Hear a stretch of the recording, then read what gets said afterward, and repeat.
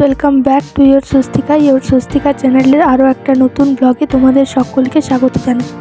তো আজ আমি ভাবছি আমার ঘরটাকে সুন্দর করে গুছিয়ে নেব। তো চলো তোমরা দেখতে থাকো আজকের ভিডিওটা, আশা করছি তোমাদের ভিডিওটা ভালো লাগবে।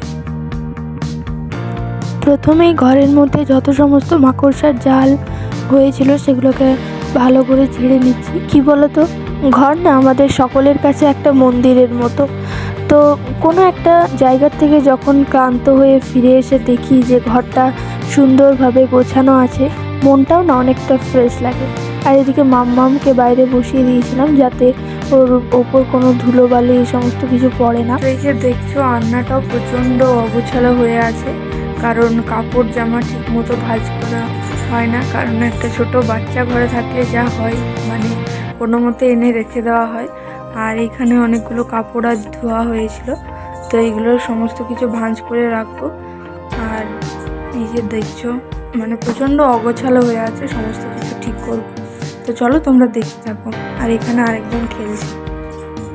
তো যেটা বলছিলাম সেটা সত্যিই দেখবে, যখন খুব ক্লান্ত, মাথায় চাপ থাকে, কিন্তু এসে পরে একটা সুন্দর বিছানা রেডি করা থাকে, একটু ঘরটা পরিষ্কার করা থাকে, মাথাটা কিন্তু অনেকটাই হালকা। তো আমিও যতটা সম্ভব চেষ্টা করি যেমন ঘরটাকে খুব সুন্দরভাবে গুছিয়ে রাখতে পারি। কিন্তু কি বলতো, এই শীতের বেলা অল্প সময়, তারপর আবার বাচ্চা সামলিয়ে সমস্ত কিছু যেন পেরে উঠি না। কিন্তু যখন একটু হাতে ফ্রি টাইম পাই তখন আগে ঘরটাকে গুছিয়ে নিই।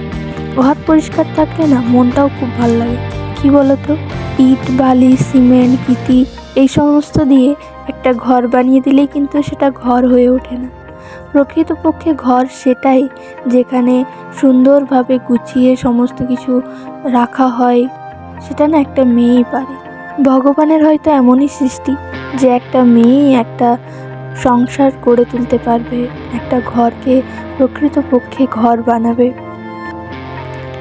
আমাদের না খাটটা গোটা রুমটা জুড়ে রয়েছে। এদিকে দেখছো, এইদিকে যাওয়ার জন্য একটুও জায়গা নেই, ওই কোনো মতে বিছানার উপর দিয়ে উঠে একটু যেতে হয়। আর এই সাইডে যে সমস্ত জিনিসগুলো রেগুলার লাগে সেই দিকে রেখে দিচ্ছি যাতে নিতে সুবিধা হয়। তো এই যে দেখছো ফাইনালি আমার রান্নাটা গোছানো কমপ্লিট হয়ে গেছে। মানে বাচ্চা সামলে সামলে করতে হচ্ছে, তো অনেকটা টাইম লেগে যাচ্ছে। তো সমস্ত কাপড় সুন্দর করে ভাঁজ করে রেখে দিলাম। আর এইদিকে যত যা কাপড় রয়েছে এক চেয়ার ভর্তি, এগুলো সব আয়রন করে আলমারিতে তুলতে হবে। তো এগুলো এখন করব না, পরে করব। আর এই যে দেখছো দুটো, এগুলো না আমাদের বিয়ের সময় গিফট দিয়েছিল। এটাতে ওই ফুলের বুকে হয় না, তো ওটাতে একটাতে গোলাপ ফুল করেছিলাম, কিন্তু কিছুই হয়নি আর কি, ইউজ হয় না, ওপরে রেখে দিয়েছিলাম। তো সেটা দিয়ে ফুল দিয়ে একটা সুন্দর ফুলদানের মতো করে দিলাম। এতে দেখতেও অনেকটা ভাল লাগছে আর ওই জিনিসটাও ইউজ হয়ে গেল, আর তাহলে ফালতু পড়ে থাকবে না জিনিসটা। তো এই যে দেখো ওপরটাতে না এখানে হেলমেটগুলো রেখে দিলাম, তোমার দাদাভাইয়ের আমার, আর ওটা হচ্ছে আরেকজনের, একদিন যখন দাদাভাই নিয়ে এসেছিল। তো ওপরটা পরিষ্কার করে নিলাম, তারপর ওখানে হেলমেটগুলো রেখে দিলাম। আর আমাদের এই তাকগুলো না প্রচণ্ড বড় বড়, মানে হিসাবের বাইরে। তারপরে দেখো আলমারির ওপরটাও ভালো করে ঝেড়ে নিয়ে আলমারির ওপরে ব্যাগটা রেখে দিয়েছি, যেটা নিয়ে কলেজে যায় আর কি। আর এইদিকে মাম্মামের তেল সাবান জুতো প্যাম্পাস, মানে যা সমস্ত কিছু ওর লাগে ওইদিকে রেখে দিয়েছি। আর এখানে ওর জন্য কিছু কাঁথা থাকে।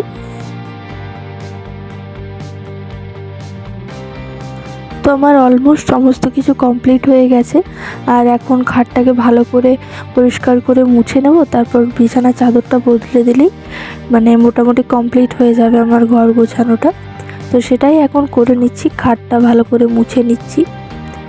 এই সমস্ত খাট না মানে কিছুদিন পর পরই মুছতে হয়, না হলে প্রচণ্ড নোংরা হয়ে যায়। তাও তো আমাদের এদিকে অত ধুলোবালি নেই। এই যে দেখো এখানে মাম্মামের সমস্ত কিছু জিনিস, মানে যেগুলো সবসময় দরকার, তো হাতের কাছে রেখে দিই। আর এই ছোট্ট গ্লাস আর বাটিটা মা ওকে ওই অন্নপ্রাশনের সময় দিয়েছিল, তো ওটা দিয়েও খায়। আর এই সাইডে আমাদের একটা ফটো রয়েছে।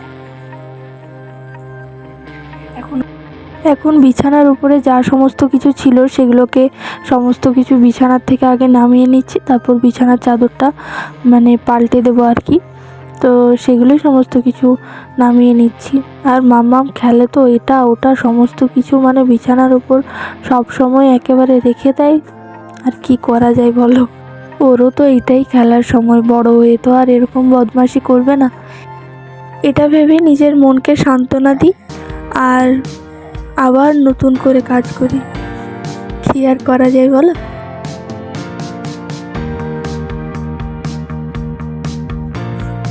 আর এদিকে বালিশের কভারগুলোও চেঞ্জ করে নিচ্ছি।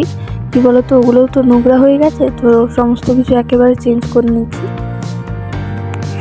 আর আমার মামামের অবস্থা দেখো, চেয়ারের নিচে ঢুকে যাচ্ছে। তো ফাইনালি আমারও বিছানা গোছানো কমপ্লিট হয়ে গেছে। আর শীতের দিনে এই কম্বল লেপ এই সমস্ত কিছু তো বিছানায় থাকবে, এগুলোকে তো সরানোর কোনো উপায় নেই। তো আমার বিছানাটা পরিষ্কার হয়ে গেছে। এখানে চিরুনিগুলো সমস্ত কিছু রেখে দিলাম। আর এই যে ড্রেসিং টেবিলটাকেও সুন্দর করে মুছে নিয়েছি, আয়নাটাকেও পরিষ্কার করে নিয়েছি।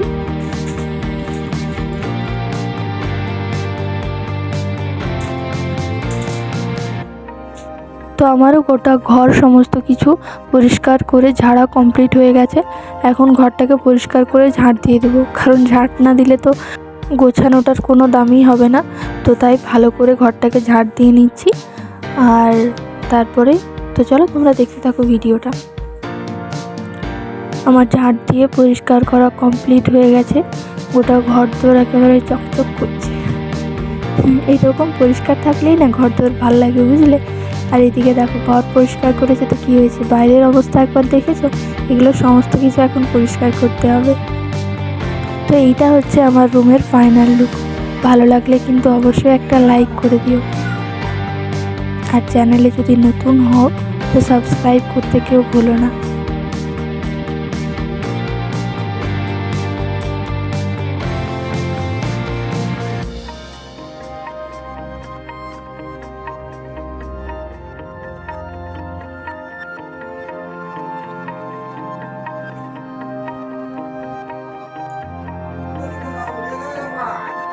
আর এদিকে বাইরেটাও সমস্ত কিছু পরিষ্কার করে নিয়েছি। আর এইখানে যে সমস্ত কাপড়গুলো রয়েছে, এই কাঁথাটা একটু রোদে দিতে হবে। আর এই যে সমস্ত কিছু কাপড় রয়েছে, এগুলো সমস্ত কিছু কাচতে হবে। আর এক চেয়ার ভর্তি যে সমস্ত জামা কাপড় ছিল, সেগুলোকে আয়রন করে সুন্দর করে এরপর আলমারিতে তুলে দেবো, তাহলেই আমার কাজ কমপ্লিট হয়ে গেল। তো এইখানে জামা কাপড়গুলো সমস্ত কিছু কেচে নিচ্ছি। তো আজকের ভিডিওটা এইখান পর্যন্তই। ভিডিওটা কেমন লাগলো কেউ কমেন্ট করতে কিন্তু ভুলো না। দেখা হবে নেক্সট কোনো ভিডিওতে। ততক্ষণ সকলেই ভালো থেকো, সুস্থ থেকো।